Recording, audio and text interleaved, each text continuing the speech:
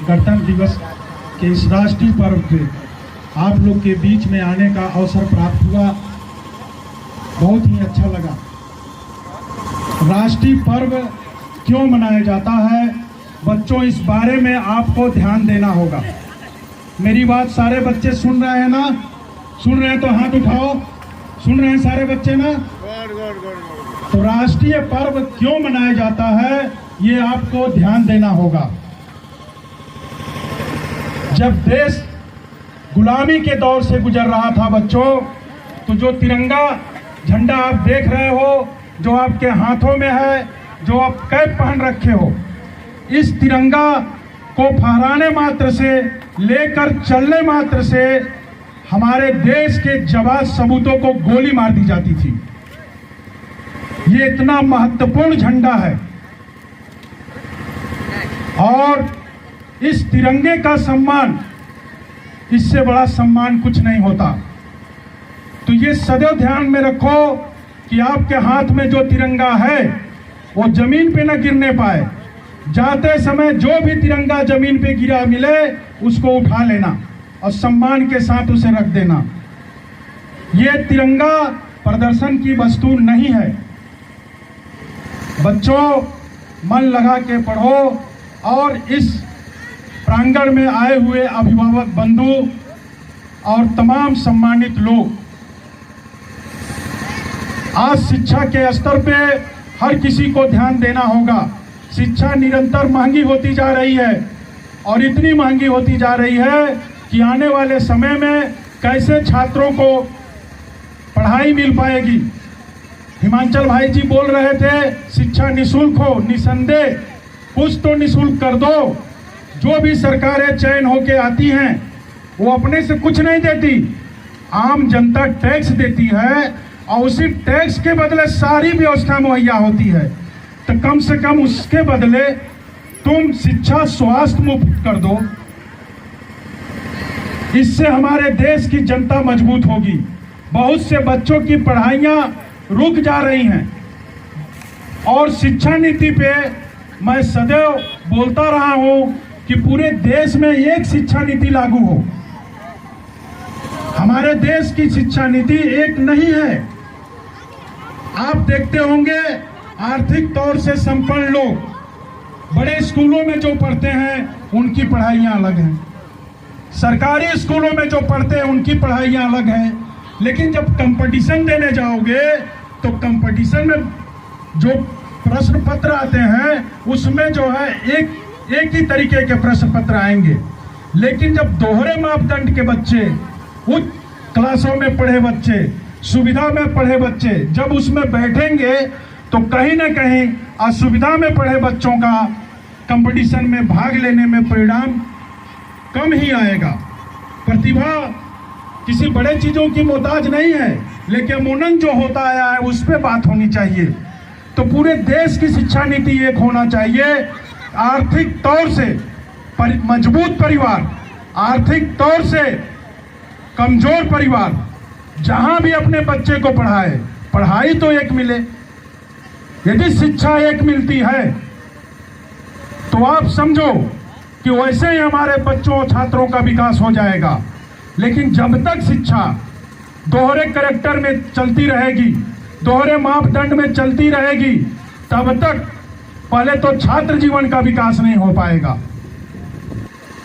रही बात आज की पढ़ाई में, हम लोग के समय में शहीदों के बारे में बताया जाता था। अब तो आप देखेंगे, पुस्तकें उठा लीजिए, शहीदों का शायद ही कोई चैप्टर हो। अभी राष्ट्र नायकों की तस्वीर दिखाए जाने लगे तो मैं समझता हूं कि बहुत से बच्चे उन्हें पहचान ही नहीं पाएंगे।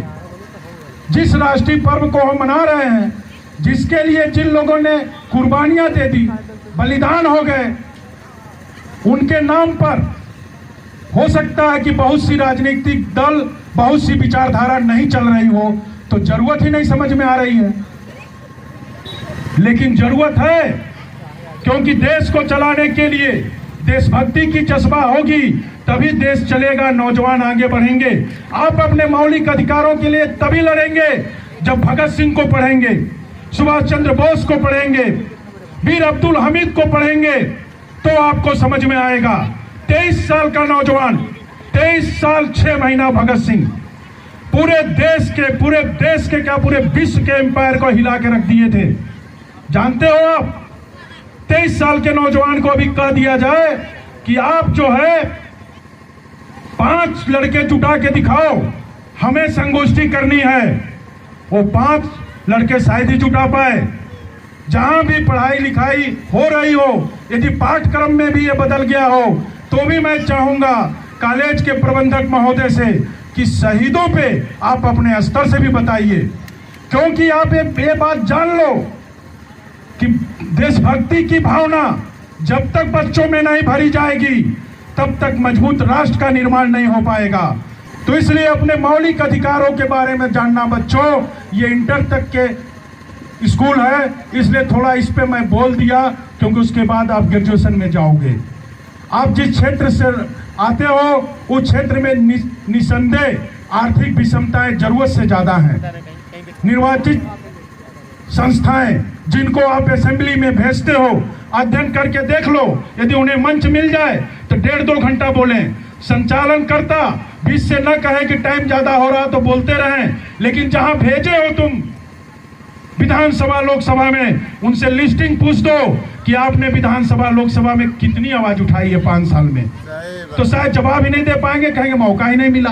क्यों नहीं मौका मिला? मौका मिलता है, लेकिन तुम्हें सोच ही नहीं है, तुम्हें अपने क्षेत्र के लिए बोलना ही नहीं है। ये परिस्थितियां हैं। और सबसे बड़ी चीज ध्यान रखना, जो मतदान की ताकत, ये इतनी बड़ी ताकत है जिससे तुम राष्ट्र का निर्माण करते हो। कभी भी जो पैसा रुपया बांटे, अपने मन में कसम खा लेना, कुछ भी कर लेना है, इसका वोट, इसको तो वोट नहीं देना है। तब तो तुम अपने राष्ट्र के लिए सोचते हो, अपने क्षेत्र के लिए सोचते हो। जो पैसा रुपया बांटे, सौगंध खाना, क्योंकि मैं जानता हूं भारत की जनता है, भावुक है, विश्वासी है और संवेदना से जुड़ी हुई है। 10 रुपए का भी हिसाब के बदले अपने 5 साल का अधिकार दे देती है। ये जो मतदान है, 2 ही दान होता है पूरे मानव जीवन में, 2 दान याद रखो, एक रक्तदान होता है, एक मतदान होता है। दोनों में पैसा नहीं लेना चाहिए। यदि तुम भगवान को मानते हो तो, ईश्वरीय शक्ति को मानते हो तो, दोनों में कभी रक्तदान और मतदान, इसमें जो भी पैसा लेता है वो समझ लो अपने राष्ट्र के साथ ईमानदारी नहीं कर रहा है। पैसे की जरूरत है, उस पर कोई कमेंट में मैं नहीं जाना चाहूंगा। मैं इतना कहा हूं कि जो पैसा दे कसम खा लेना, इसको तो नहीं देना है। तब तो अपने देश का, अपने क्षेत्र का निर्माण कर लोगे, एक राष्ट्र का निर्माण कर लोगे, अच्छी शिक्षा पाओगे। और बाकी तो आपका साथी विजय शंकर एक शिक्षा नीति पे हमें देश स्तर पे, प्रदेश स्तर पे, जिले स्तर पे जब भी मंच मिला, हम सदैव लोगों से कहते आए कि एक शिक्षा नीति पे एक बड़ा अभियान चले।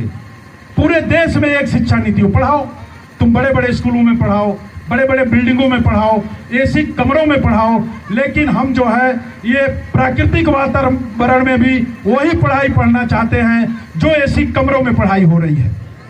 हमारे देश का विकास हो जाएगा।